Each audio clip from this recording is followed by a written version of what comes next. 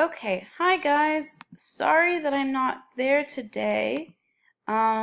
You will be watching this and you're just going to take your notes that the sub should have provided for you. There you go. Okay, so in the first five, there should be a box for first five.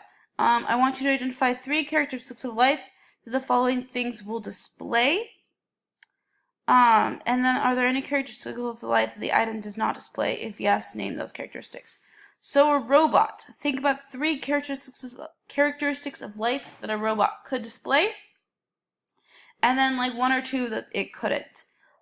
Think about an easy, obvious one for a robot. It starts with an R. Think about 3 for squirrel, amputated finger, and a car. And then just pause this as you write those down, and then we can. I have all the faith in the world that you guys will give me actual good ones. Really be thinking about those characteristics of life, because those are important when analyzing animals and other creatures that we're going to talk about this week. Okay, so let's continue. So we're going to review the trees that you should have done for homework, that evolutionary tree packet. If you didn't do for homework or you haven't finished it, remember there's a 3-day grace period. And also, if you finish this early today, you can finish it in class. So remember, a phylogeny or an evolutionary tree represents the evolutionary relationships among a set of organisms or a group of organisms.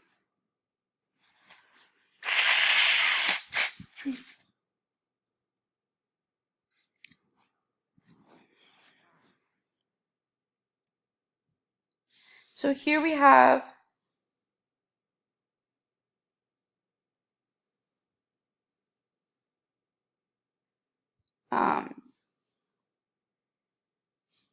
sorry. Here we have a simple tree where we have the European wildcat, the domestic cat, and the South China tiger. Just by looking at them, we know that they're all kind of in the feline family. But you're like, how related are they? So if we were to look at this, obviously the domestic cat, the European wildcat are more closely related than the tiger, but they all have the same common ancestor. So ancestor of the domestic cat and wildcat, ancestor of all 3 cats. Now, human, gorilla, chimpanzee, you've probably heard about our relationships to them. So the human and the chimpanzee are actually more closely related.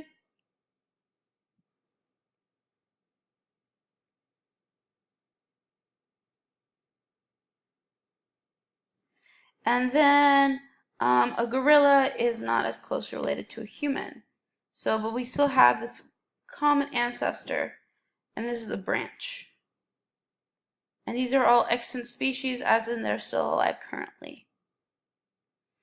Those are the hypothetical ancestors. And then an outgroup is going to be the group that doesn't really go with the 2 that we're really talking about.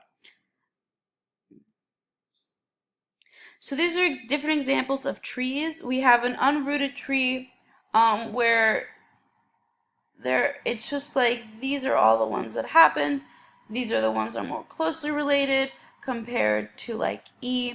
The rooted tree has the breakdown a little bit more simplistic in the fact that you know when the divisions happen in regards to the different characteristics that each of those species are representing. And you can see only relationships are shown. Here the relationships and the order of events are shown. Make sure you copy both of these down in your notes in regards to the explanation. We have a cladogram and a phylogram. The cladogram is going to be, doesn't indicate the evolutionary change or time. So it's not saying when it evolved, it's just saying these are the different evolutionary ones that occurred, while a phylogram is actually going to, by the length of the line, is going to tell you when it actually evolved. So change of time or both.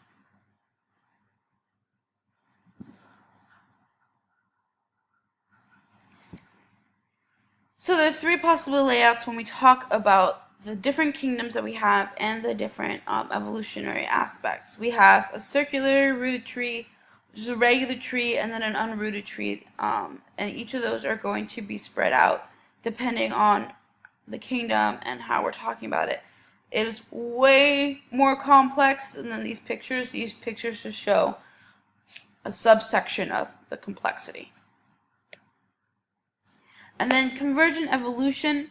Convergent evolution is going to be the process whereby organisms not closely related, so they're not monophyletic, independently evolve similar traits as a result of having to adapt to similar environments or ecological niches. So if we think of a vertebrate's eye, and remember that, well, not remember, but know that we as humans are vertebrates, meaning we have a backbone. We have an eye that has your retina, you have the optic nerve. Octopuses have the same type of eye structure. Clearly, we are not closely related to octopi. So then it is a convergent evolution where we've independently evolved similar traits.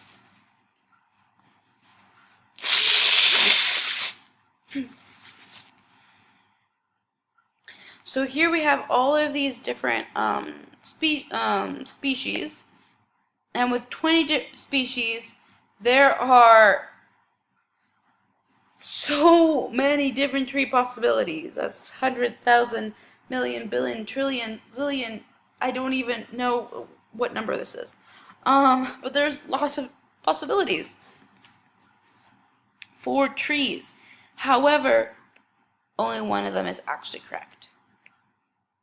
And it would be this one, because each of them have a specific relationship given their common ancestor.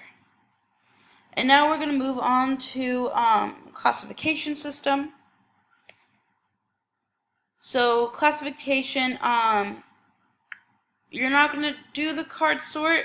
We'll do it when I get back on Tuesday and Wednesday. Okay?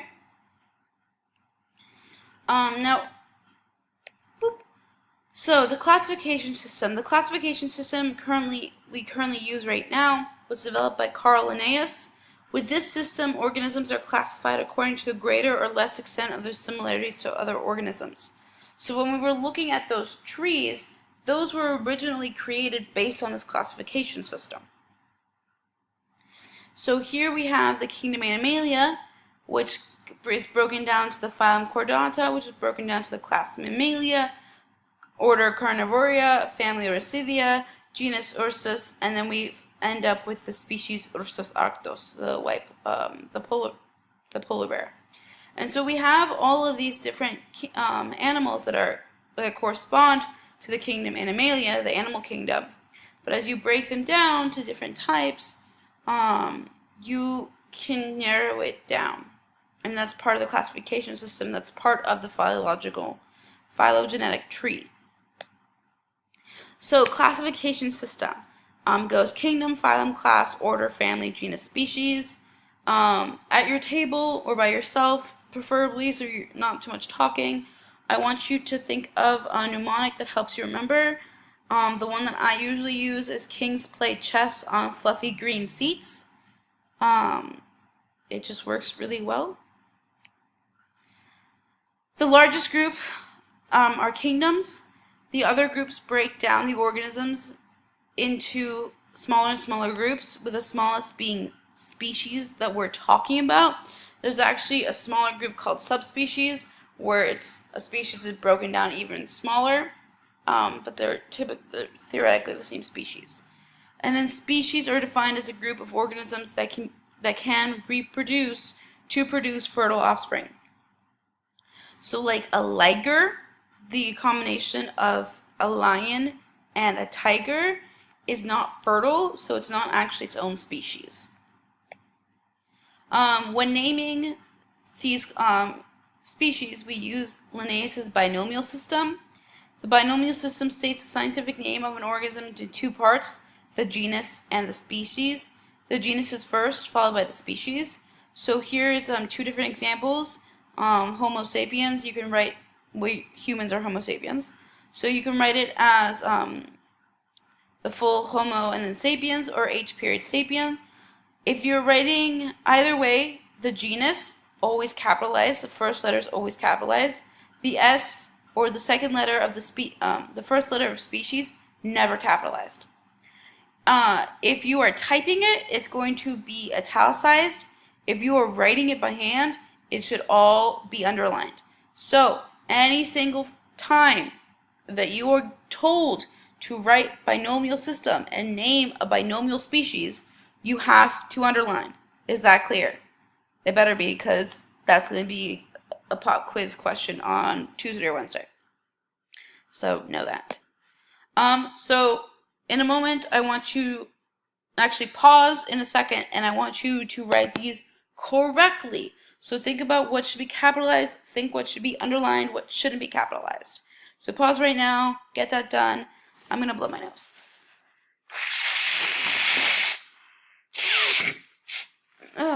Excuse me, guys. Okay. So why does it matter? So it matters for a couple of reasons. It aims to reflect evolutionary relationships. It's traditionally based on morphology, or how species look like, and then their anatomy, so their body structure. But there's actually more. DNA, so originally we're looking at just by looking at it. So if I was looking at a white bear, a polar bear, and a grizzly bear, I was like, well, they're both bears. They probably belong to this family and blah, blah, blah. As DNA became a thing, it was actually used to examine both the evolutionary relationship and aiding in the classification system. So there are several species, and hopefully you remember this from your reading, that were thought to be related, but with genetic testing, you realize, oh yeah, they're not related at all. They just look similar, probably due to their environment. DNA sequencing provides more accurate classifications, and more recent ancestors have DNA sequences with higher similarities than those of distant ancestors. That's why you can tell how closely a tiger is related to the common house cat, or the one that you see wandering around the streets in your house. And that's actually the end of the slideshow. Okay, I thought there was more. So from here, I want you to, if you haven't finished what was due today, which was the phylogenical tree, get that done. Remember, it's A through G. G is not multiple choice. You need to tell me each of those outgroups. Make sure you have a decent understanding of the classification system. That's going to be really important. And it really is just being able to write the binomial system correctly. On Tuesday and Wednesday, and be able to break down from kingdom to species. On Tuesday and Wednesday, we're going to talk about all the different kingdoms, and then we're eventually going to make a poster on a assigned kingdom. And then you are all going to have a quiz next week on all these concepts. So please, please start studying, okay? Have a great rest of the day. Please behave for your sub. Thanks. Bye, guys. I'll see you Tuesday or Wednesday.